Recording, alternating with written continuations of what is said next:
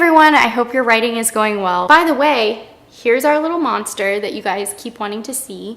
He's not happy with me, he's not thrilled, but I love him anyway. He's like so over this filming thing. Every time I set up my camera, I feel like I can see his little eyes turn into just like this monster. Anyway, today I want to talk about a question that is probably my most asked question that I get about my editorial business, and that is the topic of, first of all, my editorial process and editorial rates. I think these are two very mysterious things to a lot of editors and definitely a lot of authors, so I'm hoping this will be really helpful to you if you're searching for an editor or want to find an editor in the future. And I do just want to briefly have like a disclaimer here that not every editor works this way. This is my editorial process. These are my editorial rates that I kind of abide by.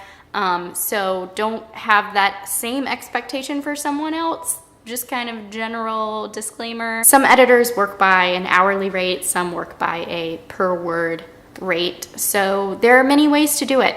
Many ways. So we're going to break up this video into two sections, process and rates, and there will be timestamps down below. So let's get started. So for process, from the very first moment that somebody contacts me, well, first of all, if I get a message through like LinkedIn or Instagram, Twitter, even YouTube, I will usually tell that person to email me. And then when I get their email, the first thing I always do is request that they fill out an author questionnaire. My author questionnaire is super basic and general. It's just kind of asking pretty broad questions like, what's your manuscript project like? You know, what's your book about? How long is it? How many words?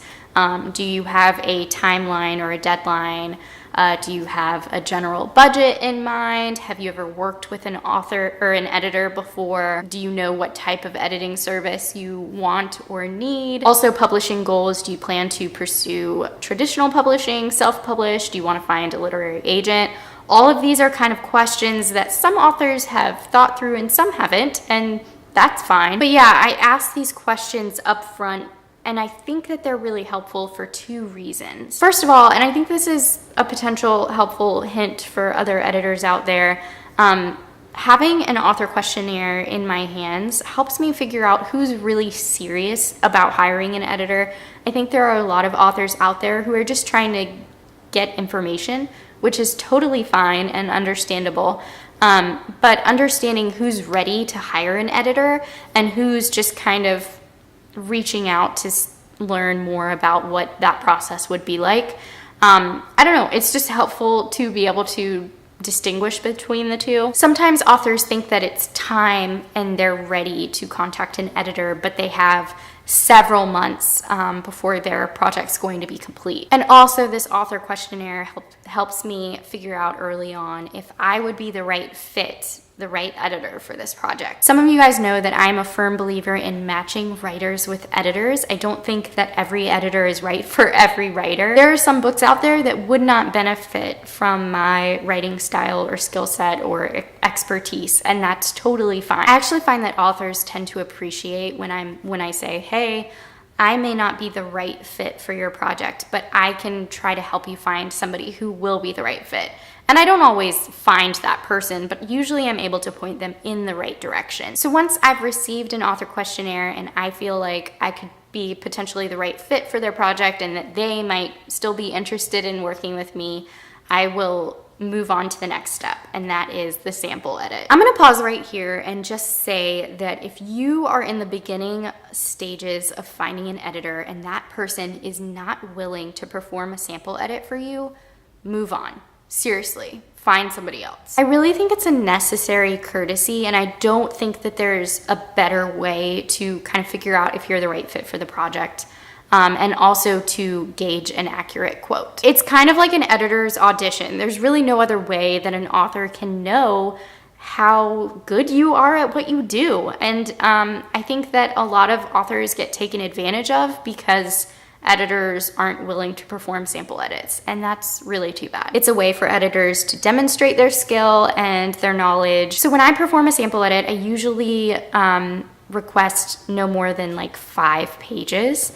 And I will say, while I don't really care where those pages come from, they could be from the very first chapter or the middle chapters.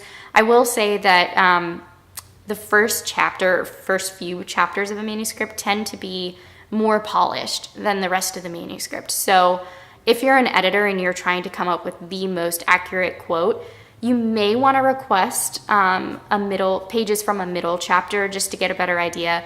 But that is also trickier if the author's looking for developmental editing and really you need that context to provide an accurate sample. But on my end, an editing sample is really helpful because it helps me to kind of gauge what level of editing is needed and also what my pace would be if I were to take on that project. Sample edits are just pretty crucial for me to come up with a quote, and I do have sort of a formula that I work with, which we will get into in a little bit. So once I provide authors with quotes and editing samples, I generally wait to hear back and see if they're happy with that. And if they are, then we move on to the next step, which is usually just coming up with a timeline, figuring out when the author is going to send me the manuscript, when my turnaround time is going to be, and then I usually write up a work agreement or a contract. The author will sign it, and then I will sign it, and then I'll begin work when the author sends me the full manuscript. And the contract that I outline is pretty detailed, but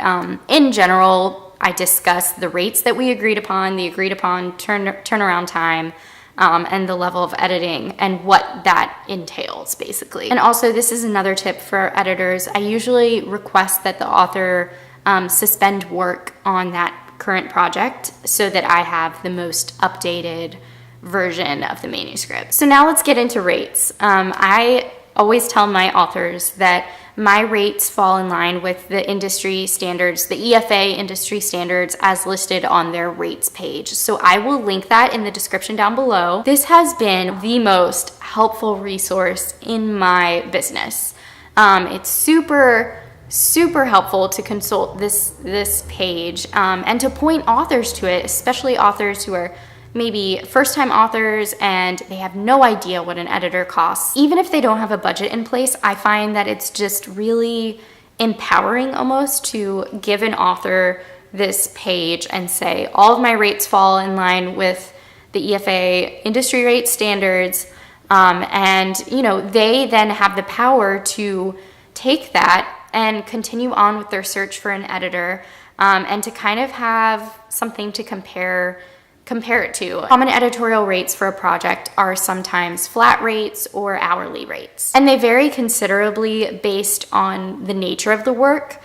So it might be more expensive if it's a rushed project or if there's a certain level of expertise that's required. That's why medical editing is like the most expensive type of editing, because you can't just hire any Joe Schmo off the street. It has to be somebody who really knows that subject matter really, really well. Also, the industry standard for a manuscript page is a firm 250 words. So when I'm trying to evaluate my estimated pace or page per hour, I'm looking at manuscript pages, not Word document pages. So this rates page that's linked down below evaluates the type of editing work, the pace or page per hour, and a general range of fees. And that range is usually per word or per hour. Keep in mind that these are all really meant to be guidelines. There's no hard or fast rules here. So like I said, I'm leaving this link down below. Definitely go check it out as a resource. I definitely recommend checking it out if you're an editor to make sure that you're getting paid what your time is worth and your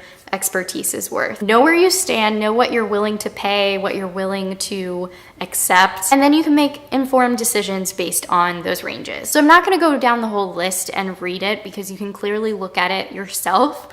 But just real quick, for a basic copy edit, I think it's the estimated pace is about 5 to 10 manuscript pages an hour, and I think the range for that is about $30 to $40 an hour. Heavy copy editing services are typically 2 to 5 pages, manuscript pages an hour, and I think the range for that is $40 and $50 an hour. Developmental editing is, I think, 1 to 5 pages an hour and can range anywhere from $44 to $55 an hour. just so you kind of get an idea. Those are 3 services. There are so many others included on that list, so I definitely recommend checking it out. Okay, I think that's about as informative as I can be on my process and editorial rates.